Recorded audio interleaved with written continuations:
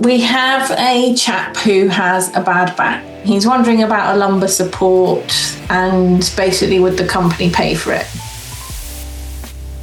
I would do a risk assessment with him and understand whether this is a adjustment that he needs or additional equipment that he needs. What we should not do is say no. I would definitely do it maybe in a conversation about his risk assessment to understand what the benefit is here. And then you can go down the road of saying, we're happy to pay for this if it is suggested by either your doctor or your physio that you have one of these, then absolutely the company will pay for it. Or, like you say, if it's just 20 quid, you might say, yes, we will pay for this as part of, additional equipment sort of at the end of this risk assessment. For example, some people ask for a standing desk or one of those funny shaped chairs, treat it a little bit like a request for additional equipment in order to make his job easier, sort of as an adjustment.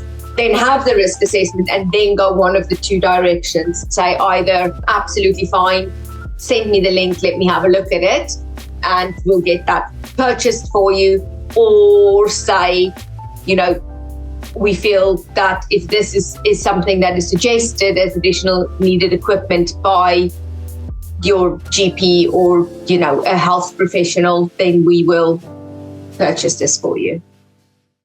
You want to have a conversation about why he believes that that is what he needs and it will be beneficial for him.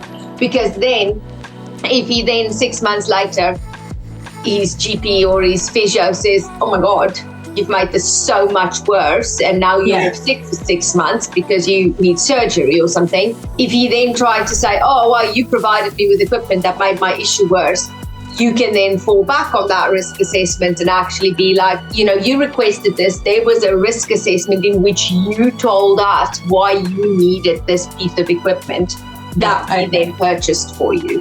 And remember, it is always very difficult / impossible to remove a person from their role if they say they can work. Judges don't like the look of that. They just don't like the look of it, no matter how much evidence you have.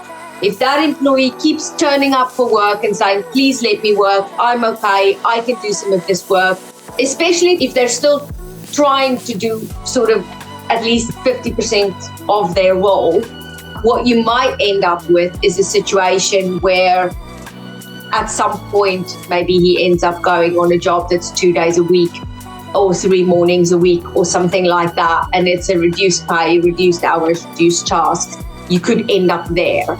It is very, very difficult to convince a judge that you've done the right thing by letting someone go who is now out of work and potentially unemployable if they still said they're okay to work and they're still able to do kind of 50% at least of their job. Thanks for watching. If you want a free peace of mind call with us to discuss your policies, handbook, and any burning staff issues in your business, click the link in the description below.